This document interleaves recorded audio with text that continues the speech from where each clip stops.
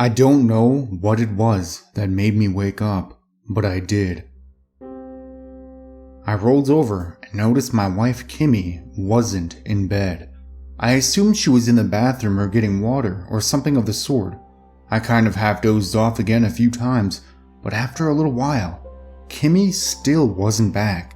I looked at my phone and noticed it was 3:51 a.m. I got out of bed, threw on a t-shirt, and walked out of the bedroom.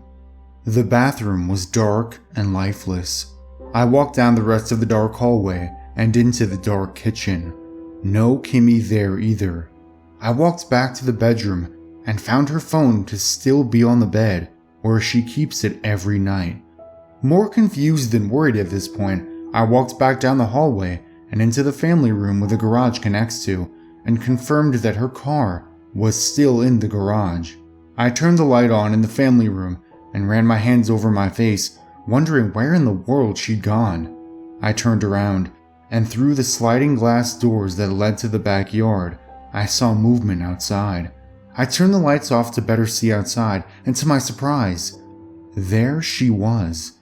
Even weirder than her being out there in the first place was what she was doing. She was digging. At first glance, I could see 5 holes. I wasn't sure how deep, and she was currently working on the 6th. I stepped outside and called her name, to which I got no response. It was cold outside, very cold, and she was only wearing what she wore to bed, a t-shirt and a pair of short shorts. I called her name again as I slowly walked towards her. She just kept digging as if I wasn't even there. I walked a wide perimeter around her since I was so unsure of what she was doing. I guess I subconsciously was unsure of what she could do. When I could finally see her face, a chill ran down my already cold spine. Her eyes were completely rolled back in her head to the point I could only see white. She was breathing as heavily as I've ever seen another person breathe, as if she were exhausted beyond the limits of a human being. Even so, she just kept digging. I took a look at the other holes, and they were about 1.5 feet wide and maybe 3 feet deep. There wasn't anything in them. It was as if she was just digging to dig. In the time I took to look at the other holes, Kimmy must have finished the one she was working on, because she went back to one of the already finished holes and started filling it back in. I asked her what she was doing, but I, of course, got no answer. I stood there and watched as she filled each and every last hole with the dirt she'd just taken out of them. Tried as I might have, she never acknowledged my presence. When she was done, she set the shovel against the house and walked back to the sliding glass door while I followed a safe distance behind. When she got to the sliding glass door, she turned around and muttered something I didn't quite catch. I asked her what she said, but she just continued inside. Closing the door and locking it behind her, I pounded on the door for her to let me in, but she just walked back towards our bedroom. I ran around the house and used the keypad to the garage to get back in. I shuffled down the hall to our bedroom to find Kimmy sleeping in our bed, as if she had been there the whole night. I stood there for a short while, trying to wrap my mind around what I'd just seen before getting back into bed. I laid there for a while before finally passing out, and nothing else strange happening in the interim. When I woke up the next morning, Kimmy wasn't in bed, but I could hear music from her phone coming from the kitchen. I got up and walked to the kitchen to find her cooking eggs on the stove. I walked up behind her and gave her a kiss on the cheek. She told me good morning and asked how I slept. I told her probably better than her, in an intentionally leading tone. She asked what I meant. I asked her if she remembered anything from the night before, which she of course didn't. I took her to the backyard and showed her the freshly filled in holes and explained that around 3 or so the night before, she had in fact dug them. Naturally, she didn't believe me and thought I was playing a prank on her.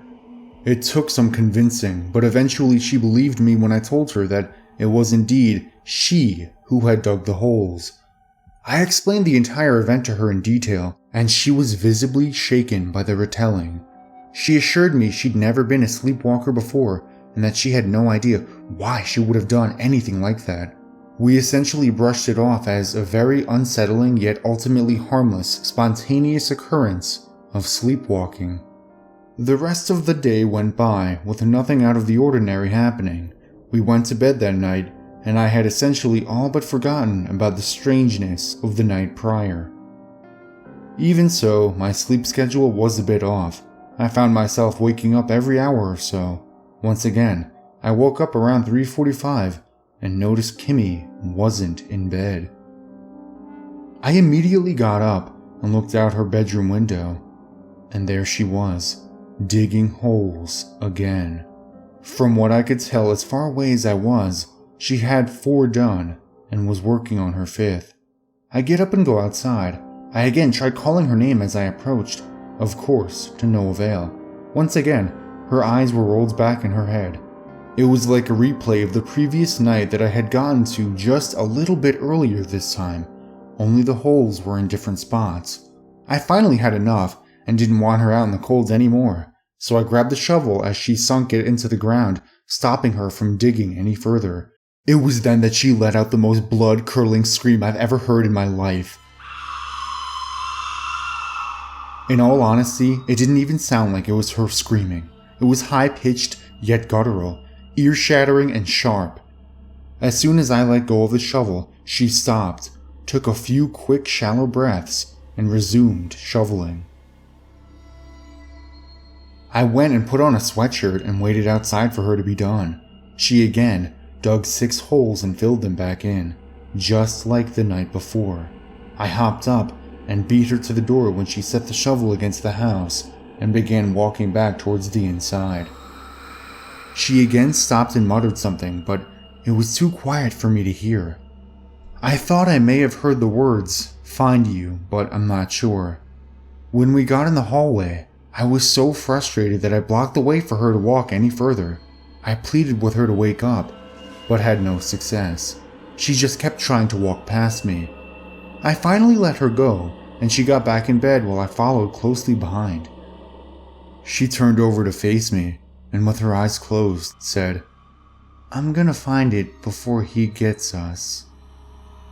I asked what she meant, but she never answered me.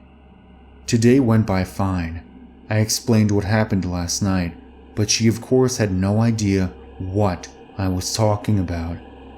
We're going to stay up tonight since it's New Year's, and I'm going to see if it happens again. I really hope it doesn't.